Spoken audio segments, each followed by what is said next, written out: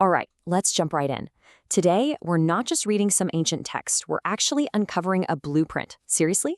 In the second chapter of Titus, we find this incredibly detailed plan for building something that's meant to last, a healthy, strong community. So let's break it down piece by piece.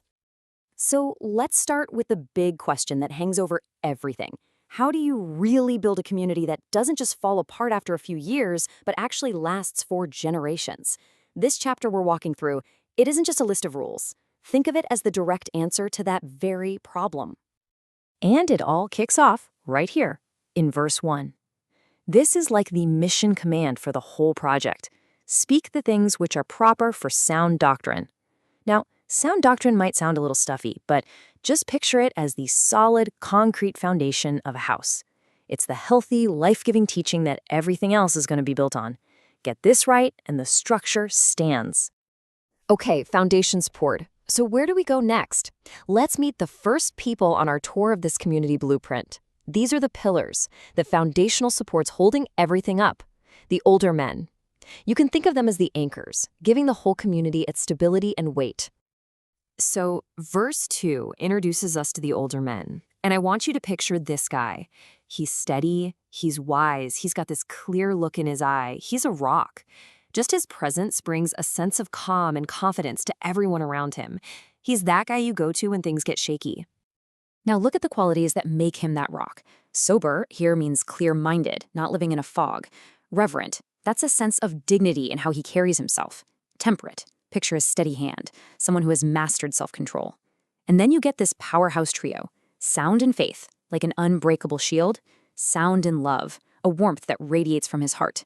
And sound in patience, like the deep, unmovable roots of a giant oak tree.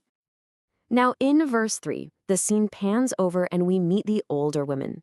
The image here is it's all about grace and purpose.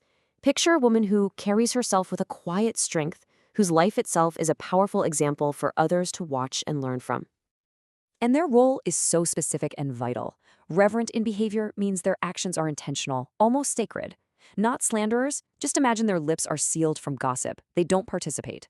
Not given to much wine, picture them gently waving away excess, choosing clarity over haze. And here's the kicker. They're to be teachers of good things. They are the ones actively passing on wisdom. Which brings us to their number one mission, laid out in verses 4 and 5. They are meant to train the next generation of women. The visual here is so important. It's one of mentorship. An older woman intentionally guiding a younger one, creating this beautiful, strong chain of wisdom that holds the entire community together.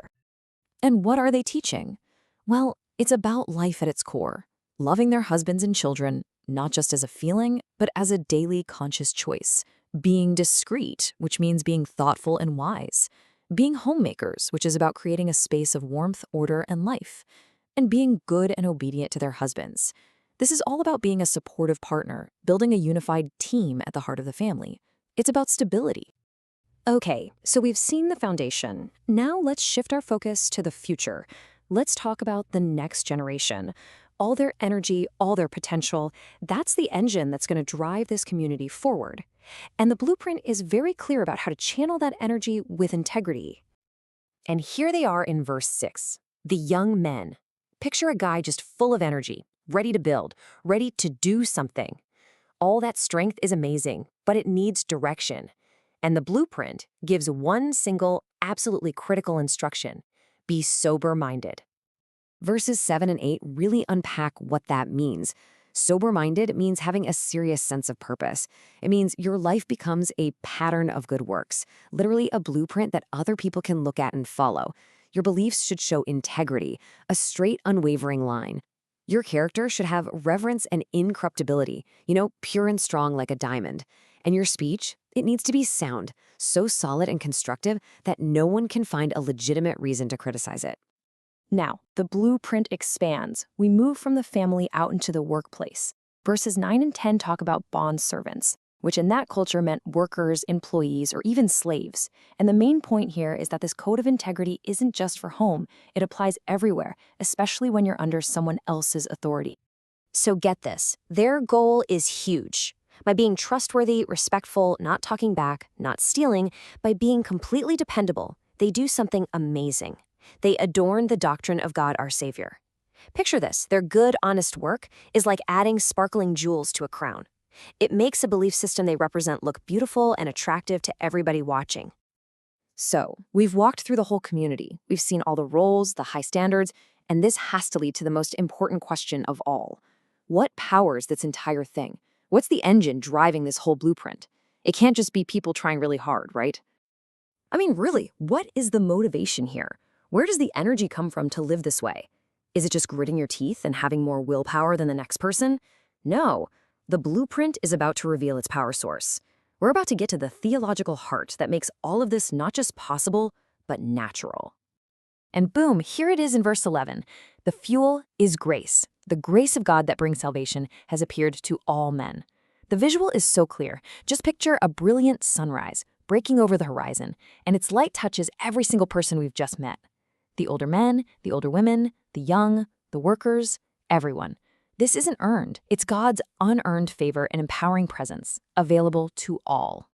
And verse 12 shows us something crucial. Grace isn't passive. It's a teacher. It actively shows us what to turn away from, ungodliness and worldly lusts, which you can just imagine as shadows and chaos. And at the same time, it shows us what to walk toward. A life that is sober or self-controlled, righteous, which means being right with other people, and godly, being right with God. It's literally turning from the shadows and walking into a life of light, balance, and order. So what keeps them walking toward that light day after day? Verse 13 gives us the community's ultimate motivation. They are looking for the blessed hope and glorious appearing of our great God and Savior Jesus Christ. The visual here is so powerful. It's our entire community standing together, all of them looking with hope toward a brilliant, approaching light on the horizon. That's their focus. And verse 14 just lays out the stunning logic behind everything. Step 1, the action. He gave himself for us. Step 2, the goal, to redeem us, to buy us back from a life of chaos. Step 3, the result, to create a purified people that are his own. And finally, step 4, the mission for these people, to be zealous for good works. That's their new identity, not just doing good things, but being passionate and enthusiastic about it.